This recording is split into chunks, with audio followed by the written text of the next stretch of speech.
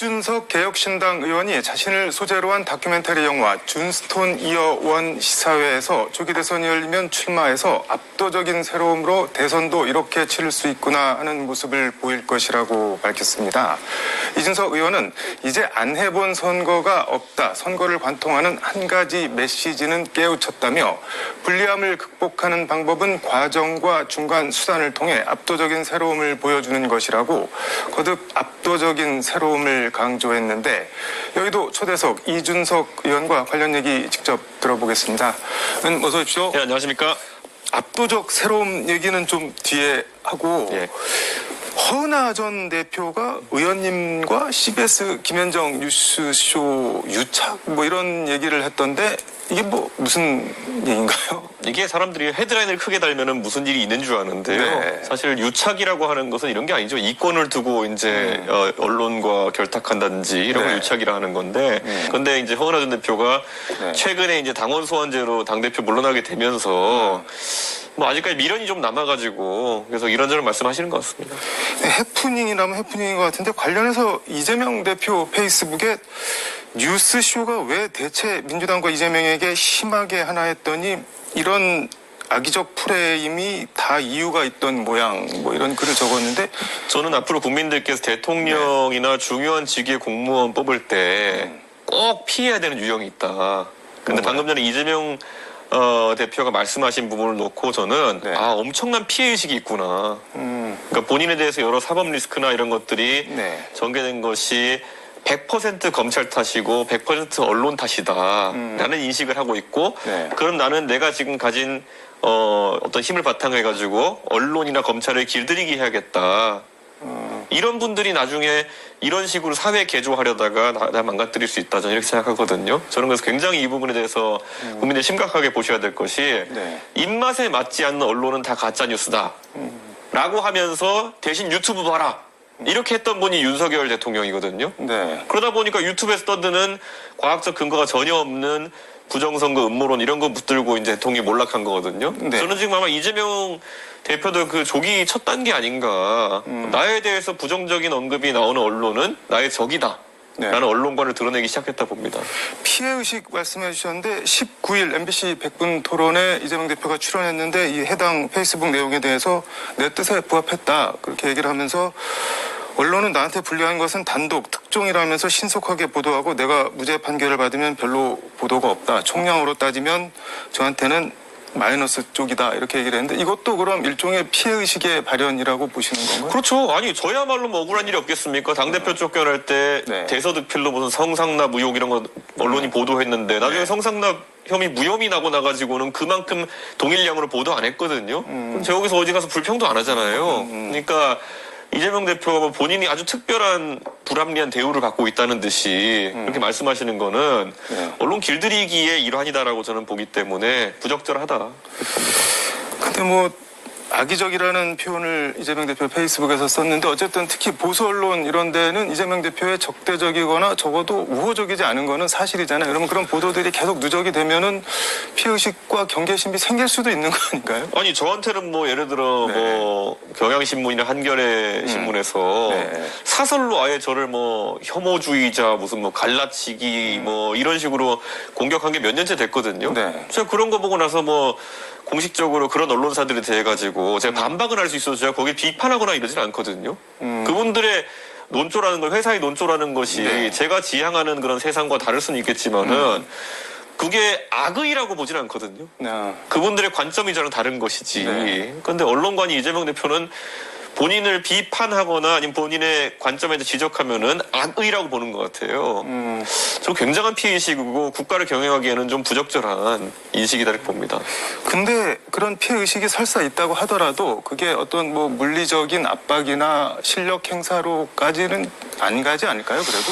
근데 이미 사실상 어떤 특정 프로그램과 특정 방송국을 찍어가지고 이재명 대표가 지적을 했고 그에 따라서 이재명 대표를 맹목적으로 추종하는 분들이 거기 가서 뭐 댓글로 막 계속 공격하고 이렇게 하는 거는 좌표 찍었다 보는 거거든요. 그러니까 저는 이재명 대표가 이미 그런 물리력 행사를 시작했다고 봅니다. 준성맘 이런 얘기는 저 약간 비아냥처럼 김현정 앵커에 대해서 나왔는데 그거 혹시 들어보셨어요? 그런데 냉정하게 보면은 김현정의 뉴스쇼가 굳이 좌우 성향으로 따졌을 때는 오른쪽에 친화적이거나 이러진 않은 것 같거든요. 그러니까 저는 네.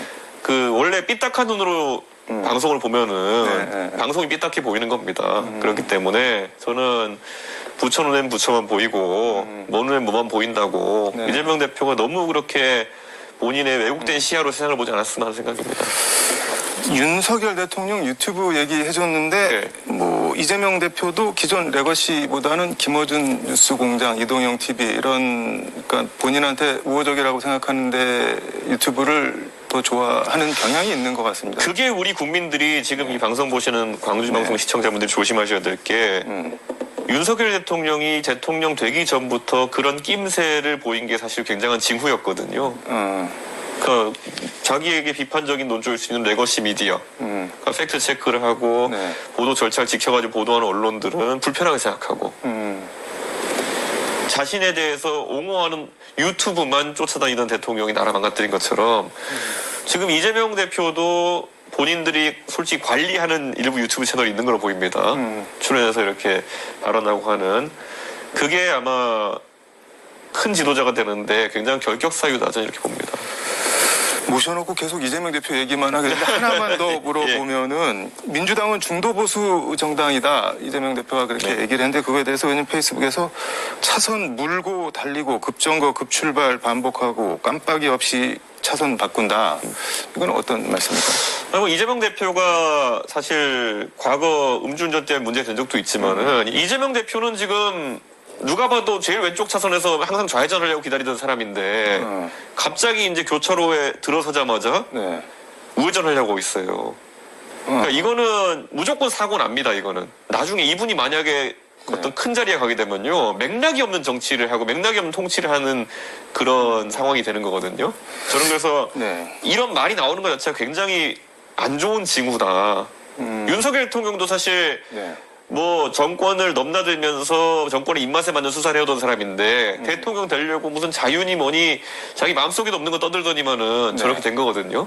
저는 지금 그 이재명 대표도 자기 마음속에 없는 말 하는 거 보면 불안하다 그런 생각이 듭니다. 한동훈 대표 국민이 먼저입니다가 시중에 풀렸는데 26일 이게 보니까는 여기서 이재명 대표를 대한민국에서 가장 위험한 인물이다 이렇게 평가를 했다고 하는데 뭐 동의하시는 부분이 일정 부분 있나요, 그러면? 뭐 사실 누가 더 위험하냐를 상대적으로 따지는 건 의미가 없고요. 네. 저는 이재명 대표가 보여준 리더십이 좀 저도 마음에 안 드는 건 사실이지만 그렇다고 한동훈 전 대표는 정치에 들어오는 뒤로 그냥 패장의 연속이거든요. 한 번은 비대위원장 맡아가지고 총선 몰패를 당했고 한 번은 대통령이 탄핵당하는 그런 정당의 대표를 지내다가 이제 물러났고 저는 한동훈 대표가 왜 이재명 대표한테 꽂혔는지는 알겠지만은 지금 이재명 대표를 한동훈 대표가 뭐 어떻게 묘사하느냐가 전국에 큰 변수가 되지는 않을 것 같습니다. 근데 그런 얘기도 했던데 하나만 더 여쭤보면 계엄이나 처벌 규정을 개정을 해서 본인 처벌 피하려고 할 거다 이재명 대표가 계엄을 언급을 했는데 계엄이 이런 사단이 난 걸 봤는데 이재명 대표가 무슨 계엄 같은 걸 할까요? 그 한동훈 대표는 그런 얘기를 하던데. 그러니까 보수 일각에 있는 그러니까 이재명 대표는 굉장히 그들 관점에서는 이상한 사람이기 때문에 계엄을 할 수도 있다. 그리고 민주당이 이제 180석 가까운 범진보 의석을 갖고 있기 때문에 계엄 해제도 안 될 것이다. 이런 식의 이제 주장을 하는 분들이 있는데 그런 것에 한동훈 전 대표가 편승하려고 하는 것이 아니냐. 최근에 보면은 친한계라고 하는 분들이 며칠 전에 광주에서 5.18 묘역도 참배하고 김상욱 의원 이런 모습을 본 김상욱 의원을 쳐냈잖아요.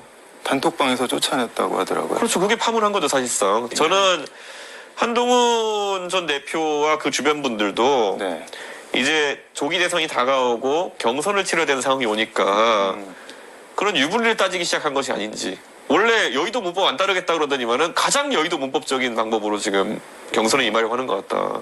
경선을 하려면 유불리는 당연히 따져야 되는 거 아닌가요? 그러면요 이게 그 예측이 안 됐던 일정도 아니고 조기 대선은 어차피 치러질 것인 게 12월부터 거의 명확했고요. 네. 그렇다면 그때부터 스탠스를 정해서 갔어야지. 며칠 안 남겨두고 지금까지 뭐 김상욱 의원 목도리도 씌워주고 응원하고 이렇게 하다가 야 이거 이제 거추장스럽네.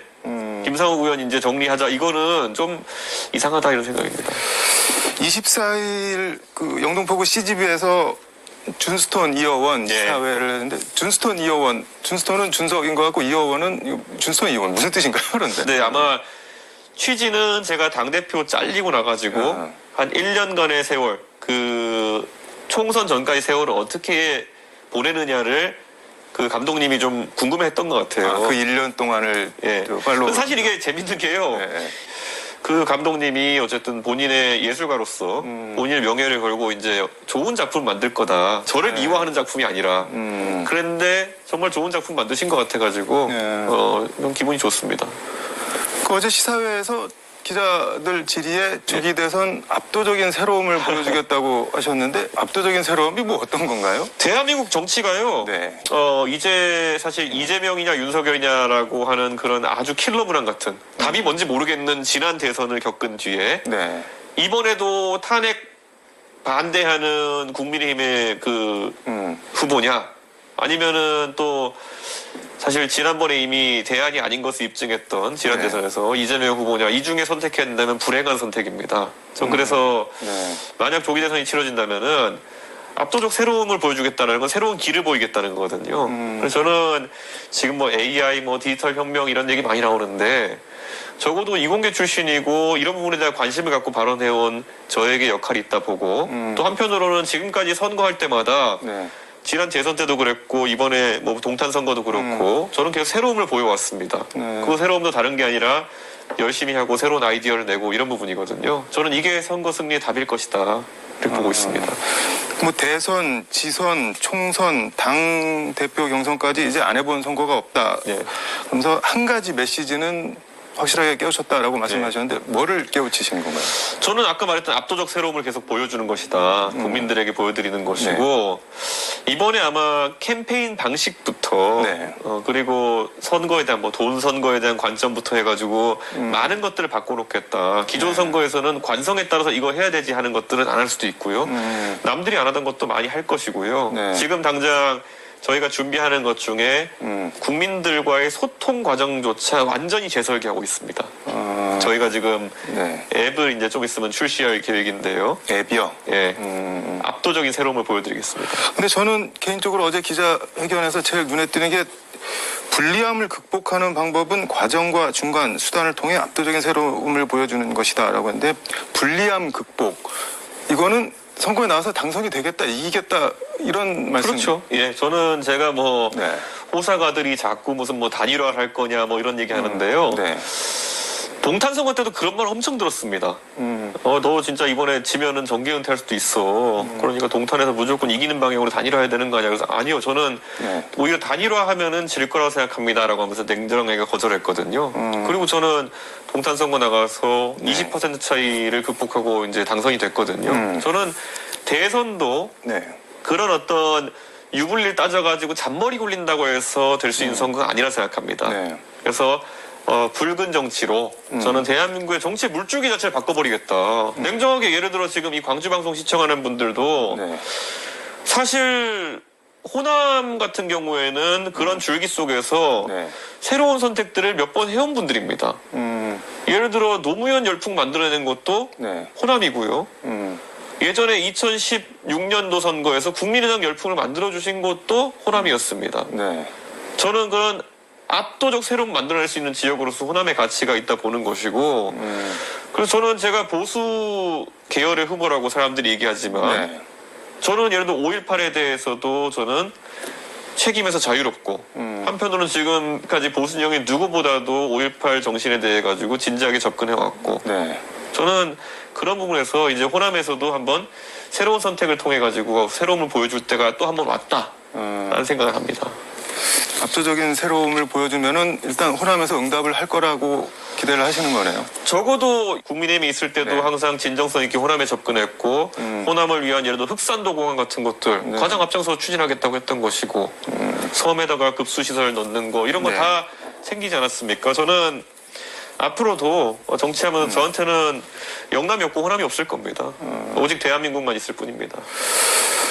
윤석열 대통령 탄핵 심판은 이제 마무리가 됐는데 최후 변론도 끝났는데 내가 빨리 직무 복귀해서 대한민국을 이끌어가겠다는 윤 대통령 메시지, 이거는 진짜 복귀를 할 수 있다고 믿는 걸까요? 믿고 싶은 걸까요? 아니면 아닌데 그냥 말만 그렇게 하는 걸까요? 윤석열 대통령도 법률가인데 네. 본인이 저지른 죄가 얼마나 중죄인지를 모르지 않을 거다 이렇게 생각합니다. 네. 하지만 어떻게든 이 상황에서 자기의 지지층을 결집해서 대선 과정에서 네. 지렛대로 사실 협박적으로 국민의힘을 흔들어가지고 그 안에서 탄핵 반대하는 후보가 또는 본인을 지지하는 후보가 후보로 선출되어가지고 본인의 정치적 영향력을 유지하고 싶은 마음이 아마 있을 겁니다. 그런다고 유지가 될까요? 그런 유지가 안 될 뿐더러 그러나 대선 질 가능성이 더 높아진다. 그래서 저는 윤석열 대통령의 지금까지 윤석열 대통령이 정치한 이후, 검찰 때는 모르겠으면 정치한 후에 한 판단의 판단력 자체는 최악이었다, 전부 다. 그거 다 진다는 강서 보궐선거 이긴다 생각해서 후보 내는 것도 보십시오. 네. 총선 때도 보면은 변화를 해야 될 시점에 자기 고집으로 밀고 나가다가 지지 않나. 그다음에 계엄을 하면은 본인이 전국을 뒤집을 수 있다는 판단력까지. 저는 윤석열 대통령의 판단력이라는 거는 정치적으로는 네. 의미가 없는 수준이기 때문에 저는 그 대통령의 그 판단이 옳다고 보지도 않고 바람직하다 보지도 않습니다. 근데 그런 말씀하신 최악의 판단력에 국민의힘 상당수 중진들이 호응을 하고 있잖아요. 대통령이 판단력이 안 좋으면 당에서라도 판단력이 좋아야 되는데 그 둘 다 판단력이 안 좋았기 때문에 윤석열 정부가 제가 쫓겨난 이후에 나락으로 간 거거든요. 저는 글쎄요. 저는 지금 상황에서 국민의힘이 더 나은 판단할 것 같지는 않습니다. 지금도 그럼 나락으로 가는 길을 가고 있다는 말씀인 건가요? 제가 지난번에 한번 이렇게 언급했거든요. 아마 윤석열 대통령이 탄핵되고 나면은 본인을 사면시켜주겠다고 하는 후보에게 선호를 보여줄 것이다. 근데 그런 거 하나하나가 얼마나 부질없는 행동인지를 시간이 좀 지난 뒤에 깨달을 것 같다는 생각입니다. 근데 일각에서는 말씀하신 대로 이 탄핵 극렬 반대 세력이 떨어져 나가서 국민의힘이 쪼개지고 새로운 보수신당이 뭐 의원님, 한동훈 전 대표, 유승민 전 원내대표 등등 해서 이런 분들이 한 텐트에 모여서 경선을 치러서 거기서 선출해야지 그나마 이재명 대표에 대항할 수 있는 거 아니냐, 이런 얘기를 하시는 분들도 있는 것 같습니다. 근데 요즘 보면은 뭐 한동훈 전 대표나 유승민 전 의원 같은 경우에는 뭐 한동훈 전 대표는 뭐 이준석을 거의 한 1년 반째 공격해왔고 그와 그 주변의 무리들이 네. 유승민 전 대표는 요즘 뭐 명태균 게이트에서 이준석이 잘못되길 좀 바라는 마음이 있으신 것 같아요. 그 주변의 인물도 그렇고. 그렇기 때문에 저는 그게 사실 미래지향적이라기보다는 좀 어부지리적 성격으로 좀 이득을 보려는 움직임들이 아닌가 생각하거든요. 저는 그래서 그분들이 뭐 미래지향적인 형태로 좀 자세를 바꾸지 않는 한 쉽지는 않을 거라는 생각합니다. 알겠습니다. 시간이 다 돼서 이거 하나만 여쭤보겠습니다. 예. 김건희 여사 관련한 얘기가 계속 나오는데 뭐 네. 비화폰을 썼네 만에 왜 영부인이 국정원장과 문자 통화해서 전화번호 뭐 주고받냐, 그 다음에 육성도 공개가 돼서 뭐 밀라고 했다 뭐 그런 얘기도 나오고 그러는데 어떻게 될 것 같으세요, 김건희 여사는? 저는 김건희 여사가 사실 정권 내내 여러 가지를 개입했다는 뭐 설은 저도 많이 들었지만은 네. 육성을 들어보니까 확실한 것 같습니다. 그래서 김건희 여사가 소환 조사를 받는 것은 이제 탄핵이 만약 진행된 이후에는 그냥 당연히 진행될 수순이 아닌가 그런 생각을 합니다. 근데 박지원 의원 같은 경우는 뭐 우리 다 위험해, 빨리 계엄해, 오빠 계엄해, 이게 사실로 드러나고 있다고 하는데 계엄까지도 연관이 됐을까요? 그건 아직까지 제가 나온 것들로는 확신을 못 하겠습니다. 왜냐하면 그 계엄 당일날 김건희 여사가 네. 서울의 강남에 있는 모 의원에 있었다는 네. 그 보도가 확인됐기 때문에 계엄에 그렇게 관심이 많았으면 계엄 당일날 그렇게 정보가 공유 안 되고 그런 어떤 뭐 치료인지 시술 목적인지 의원에 있는 상황이 발생했을까라는 생각을 합니다. 그래서 저는 그거는 아직까지 박지원 의원과는 네. 좀 확신의 정도가 다릅니다. 뭐 계엄은 잘 모르겠지만 그 외의 것들은 여기저기 관여한 흔적은 뭐 그 정도로. 저도 여러 가지 설은 다 들었는데요. 그 중에 하나가 이번에 확인이 되는 과정 중에 있는데 그러다 보니까 나머지 설들도 사실에 가깝지 않을까라는 의심은 더 커집니다. 알겠습니다. 시간이 다 돼서 오늘 말씀 여기까지 듣도록 하겠습니다. 네. 고맙습니다. 감사합니다.